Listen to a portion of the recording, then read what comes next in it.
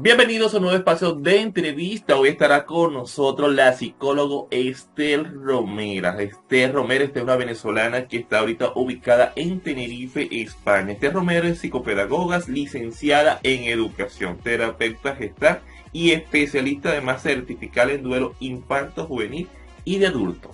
El tema de hoy, el duelo en los niños. Un tema bastante difícil y a veces polémico que no queremos como padres o como docentes o como cuidadores, conversar con nuestros niños, niñas y adolescentes. Pero es un tema de la vida y que en algún momento vamos a requerir de él. Pero es mejor que sea nuestra amiga y psicóloga Esther Romero quien nos ayude a desentramar y darnos estas herramientas, estas recomendaciones para que nosotros podamos enfrentar y apoyar a nuestros niños. Gracias a ti, Danilo. Yo no soy psicólogo, yo soy psicopedagoga, terapeuta, pero los terapeutas tenemos herramientas para diferentes situaciones, para ayudar a abordar. Esther, coméntanos acerca de nuestra audiencia de motivarte de manera muy general, ¿qué es el duelo? ¿Qué es eso del duelo? El duelo es inherente al ser humano e incluso, digamos que hay vestigios de que también los animales pueden sentir el duelo. Y el duelo es un proceso totalmente natural que sucede cuando nosotros perdemos algo significativo. Pero estas pérdidas significativas no necesariamente se trata de una muerte, puede ser que hemos migrado, nuestros padres se separaron, pasamos de un colegio a otro, pasamos de un grado o de un nivel a otro, hemos perdido una mascota porque desapareció o porque murió, hasta llegar finalmente a lo más difícil de integrar, que es la muerte de un ser amado. Coméntanos acerca de una palabra que parece que también tiene mucha relación con el duelo, que es la pérdida. ¿Habrá una diferencia entre tener un duelo o tener una pérdida o son sinónimos? Coméntanos al respecto. Claro, lo que pasa es que primero tienes la pérdida y a raíz de eso que perdiste y dependiendo del vínculo que tenías con esa pérdida. Porque, por ejemplo, se te puede morir un abuelo, pero un abuelo con el que prácticamente nunca hablabas, sino de vez en cuando. Pero también puede pasarte que se te puede morir un abuelo que es muy cercano y con el que tenías una relación, un vínculo de afecto bastante poderoso. Y obviamente el proceso de duelo va a ser muy diferente con uno con el que casi no tenías contacto que con el otro.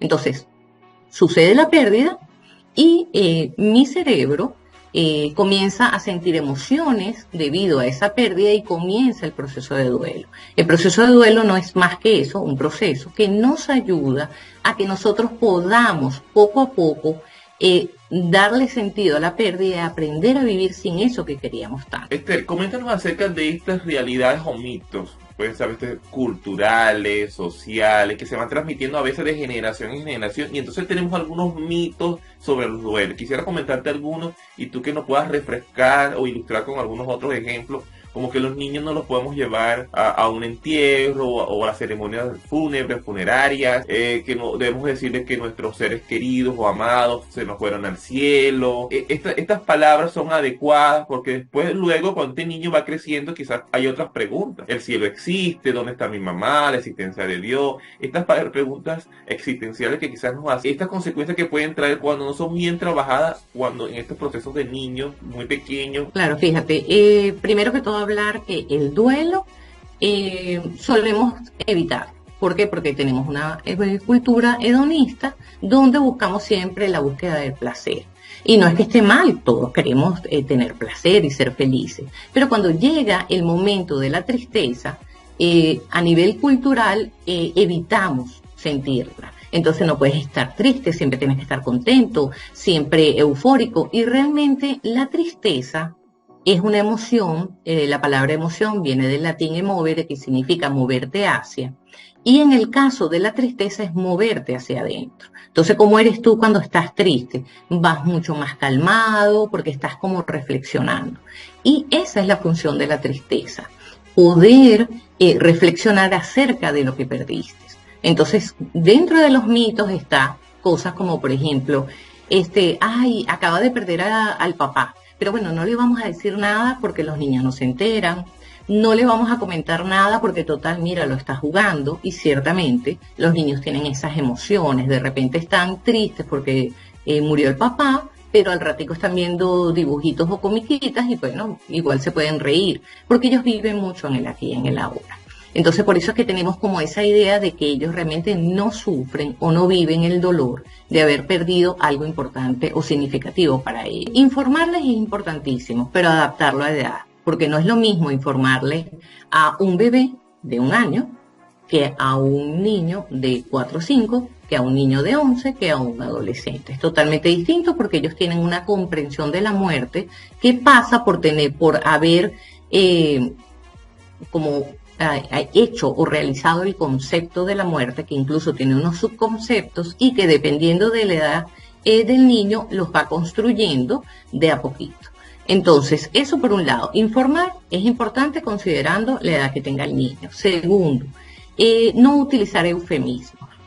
Una cosa es la metáfora, que tú puedes usar la metáfora para que el niño pueda hacer anclaje de lo que está viviendo. Por ejemplo, se murió el abuelo, ya no va a volver a vivir, falleció, y podemos usar la metáfora diciendo, ¿te acuerdas el conejito que tenía la vecina? ¿Te acuerdas cuando murió? ¿Te acuerdas? Eso es una metáfora. Pero el eufemismo es una palabra amable que usamos cuando queremos ocultar algo que para nosotros es un tabú. Y la muerte es uno de los tres tabúes más importantes o más relevantes que hay aún en la cultura. Entonces, ¿qué hacemos con el eufemismo? Tapamos, igual que pasa con el sexo. Nosotros decimos, ay, es que tu abuelito se fue al cielo. Entonces, dependiendo de la edad, el niño se comienza a preguntar, pero se fue al cielo y no me llegó. O, por ejemplo, ay, es que tu abuelito se quedó dormido. Empiezan esos terrores nocturnos de, me voy a dormir, a lo mejor me muero. O, mi abuelita se va a dormir, entonces, ¿qué va a pasar? También se va a morir. Incluso hay gente que dice, se fue de viaje. Resulta que la madre muere, le decimos, es que tu madre se fue de viaje. Pero si el papá, por alguna de esas casualidades del destino, tiene que ir de viaje, ¿qué creemos nosotros que va a pensar el niño? Que no va a regresar, porque eso pasó con mamá. Con respecto a los ritos, en la época del COVID nos dimos cuenta de la importancia que tienen los ritos funerarios, porque ayudan a la psique a tener una presencia de lo que ha sucedido. Despedirte del ser que amas cuando ya está a punto de morir o cuando murió. Acercarte a la funeraria para poderlo ver. Todo eso ayuda a que nosotros podamos darnos cuenta de lo que realmente pasó. Pero, por supuesto, dependiendo de la edad del niño, volvemos a lo mismo, tenemos que darle una narrativa de lo que va a suceder y, por supuesto, preguntarle también si desea o no despedirse, si desea o no ir a la funeraria, si desea o no ver a su ser amado en el féretro. A veces son más los miedos del adulto que del niño como tal, porque el niño juega mucho a la muerte. Ellos constantemente supuestamente se matan y vuelven a resucitar, ellos juegan con la muerte. Pero claro, primero hay que hacerles esa pregunta. Si el niño decide que quiere ir, pues hacerle una narrativa de lo que va a vivir. Vamos a ir a la funeraria, vas a ver a tu abuelito en un cajón, tu abuelo no te va a poder oír porque está muerto, ya no siente, no escucha, no tiene hambre, no tiene frío, no tiene sueño. Va a haber mucha gente llorando, pero no te preocupes, yo voy a estar contigo. Si papá o mamá están muy desregulados, porque realmente la persona que falleció pues tiene un vínculo muy particular con ellos, entonces asignamos a alguien de nuestra confianza para que acompañe al niño o a la niña a la funeraria y que sea esa persona capaz de acompañarle tomado de la mano y ver si realmente adentro hay muchos gritos, hay mucho escándalo, retirarlo con calma para no traumatizarlo. Pero siempre preguntarle, porque lo primero que hacemos es no lo lleves, no le digas, no le informes, y esto realmente comienza a trabajarse como un trauma, y cuando eres adulto, hace nada, tenía una persona que vio uno de mis contenidos en Instagram y me comentó que su madre falleció y que nadie le había dicho, 1, que la mamá estaba grave, 2, que la mamá había fallecido, sino se lo dijeron después que ya habían terminado te estoy hablando de una persona que tiene alrededor de 40 años. Y cuando vio el contenido, Me dijo que se sintió sumamente movido, para que tú veas lo que implica un recuerdo como ese, donde él no tuvo la oportunidad de ver a su mamá en los últimos momentos, de despedirse y de acercarse a todos los que fueron los ritos funerarios. Estamos conversando con Estel Romero, psicopedagoga. Coméntanos acerca, para la audiencia que está ahorita muy pendiente, es necesario hablarles a nuestros niños, niñas, adolescentes del duelo y de la pérdida antes de que suceda, porque como comentamos asertivamente, son temas tabú que no queremos tocar, como el sexo, y este tema del duelo quizás es un poco también más complicado, y a este lado de Latinoamérica está pavoso, de mala suerte hablar de la muerte, de estos temas. ¿Es saludable hablar del duelo y de la muerte con nuestros niños y niñas? Absolutamente saludable. De hecho, los docentes somos referencia en ese aspecto. Y no solamente creas que es en Latinoamérica, aquí en España también hay, es que es a nivel general. O sea, el tema del duelo es un tema tabú y definitivamente no lo quieren abordar, no porque no deseen hacerlo, sino porque falta mucha información. Y me parece que este tipo de contenido como el que tú estás planteando hoy ayuda a que la gente sepa que es fundamental que nuestros niños y niñas ya vayan conociendo qué significa el que un ser amado, una mascota o una planta muera. Porque eso es parte de lo que nos vamos a vivir. Y definitivamente la vida está hecha más de pérdidas que de ganancias. Y no solamente que sepa, yo creo que aquí lo más relevante es que el adulto acoja al niño que está sintiendo el dolor por la pérdida que haya tenido y que le permita expresar eso que está sintiendo, porque esas son las herramientas internas que va a ir construyendo. Fíjate, por lo menos hace poco tenía la mamá de un paciente que me decía, voy a aprovechar que están de vacaciones y cuando se vayan con el papá voy a limpiar el cuarto y le voy a sacar todos los juguetes que ya no usan. Y yo le dije, ojo, porque pasa que de repente botas un juguete que nunca usa, pero resulta que para ese niño o esa niña es muy valioso. Y eso, por ejemplo, es una pérdida.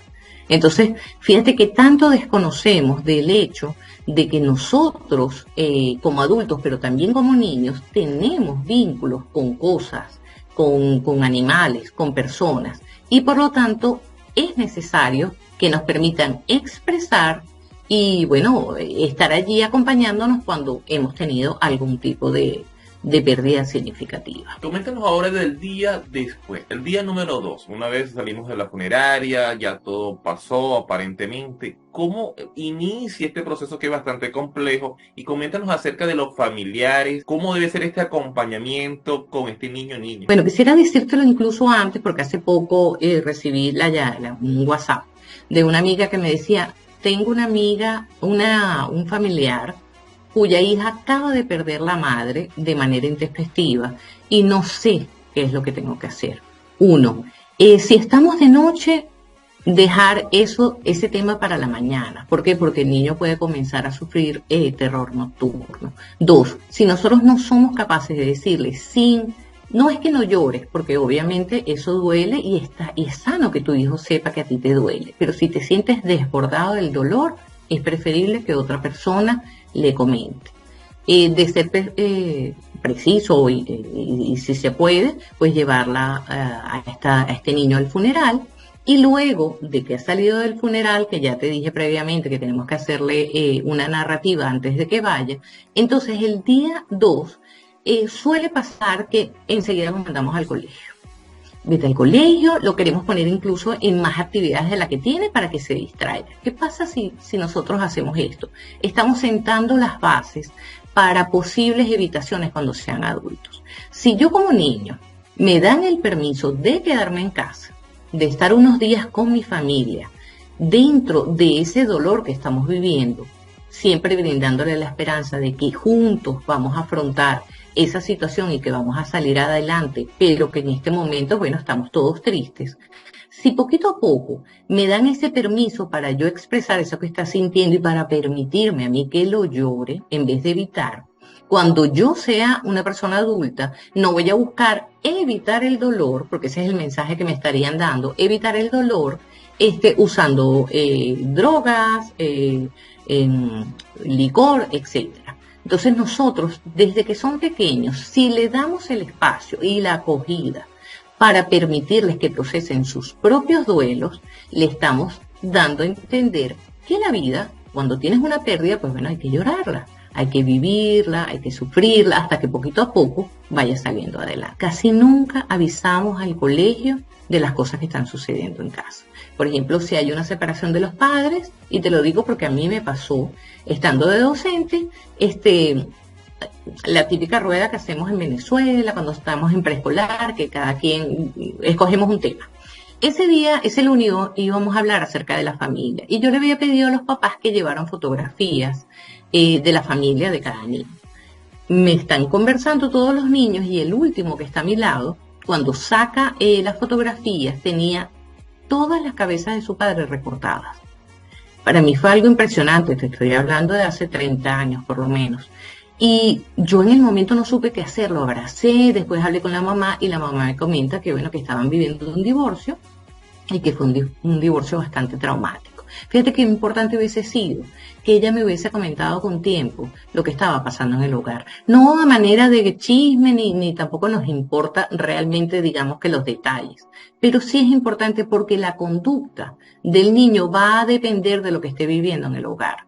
Porque, o sea, hay emociones que es tristeza y tú puedes ver que el niño se aísla, hay emociones que es muchísima rabia, entonces son niños que tienen una conducta muy agresiva. Pero si como docentes sabemos qué es lo que está pasando en casa, nosotros somos capaces de comprender que lo que está sintiendo ese niño en este momento tiene una raíz, que en este caso es ese duelo. Acerca del tema tan importante como es la integración en el colegio una vez que este niño tiene ya un duelo por una pérdida física de algún familiar, ¿cómo debería ser este proceso de acompañamiento del docente, incluso de toda la comunidad escolar?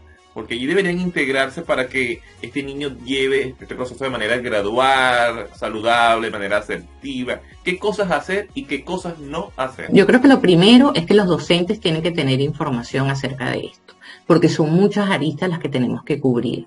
Pero es importantísimo dos cosas. Una, el acogimiento como docente. Siempre hay que hablar con los padres, porque bueno, los padres cada quien tiene su religión y su forma de ver el duelo y la vida, y bueno, también hay que tener un poco de respeto con su visión, ¿no? Pero si tenemos la autorización, pues previamente a que el niño llegue, avisarle a su grupo escolar que bueno, que el fulanito perdió a su abuelita, seguramente va a venir, va a estar muy triste, qué cosas podemos hacer para ayudarle. Entonces ese día, por ejemplo, pues bueno, lo llenaremos de abrazos, le podemos hacer dibujos para que él se sienta mejor, y ese acogimiento es importante, porque ¿qué va a sentir el niño? Uno, me respetan mi dolor. Dos, es un lugar seguro para mí, porque si yo me siento triste, yo sé que en ese lugar puedo expresarlo. Y si lo que está sintiendo es mucha rabia, pues eso también hace que los compañeritos comprendan un poco qué es lo que está viviendo. Incluso pueden otros compañeros que ya han vivido una experiencia similar comentarle al niño o a la niña, mira, yo también lo viví, poquito a poco se te va a ir quitando ese dolor, se va a transformar en agradecimiento. Bueno, quizás estoy poniendo unas palabras muy fuertes para niños pequeños, pero el punto es que ellos pueden hablar acerca de su experiencia.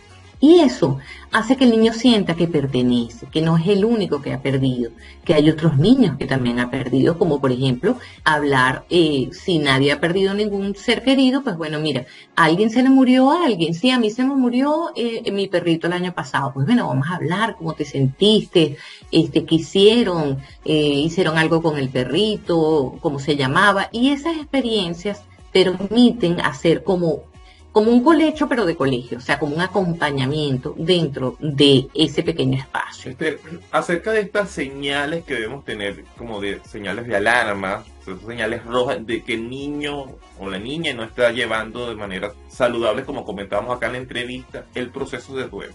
¿Cuáles serían estas señales que pueda darnos el niño o la niña para que nosotros digamos, bueno, hay una cosa que allí ciertamente está viviendo un duelo, pero quizás pueda que yo necesite como padre o como docente una ayuda de un profesional que nos colabore y nos oriente? Hay señales importantes. Dentro del hogar, aislamiento, alteraciones a nivel de sueño o duerme muy poquito porque está sumamente angustiado, o duerme muchísimo, lo cual quiere decir que quizás está evitando contactar con el dolor, alteraciones a nivel de alimentación, o come muchísimo porque tiene ansiedad, o casi no come, lo cual también es, digamos que está dentro de las pautas normales. Pero si pasan 2 meses y el niño tampoco está comiendo muy poco, es necesario pues acudir a un especialista. Dentro del colegio e incluso también dentro del hogar, saber que el niño tiene que vivir el dolor de esa pérdida.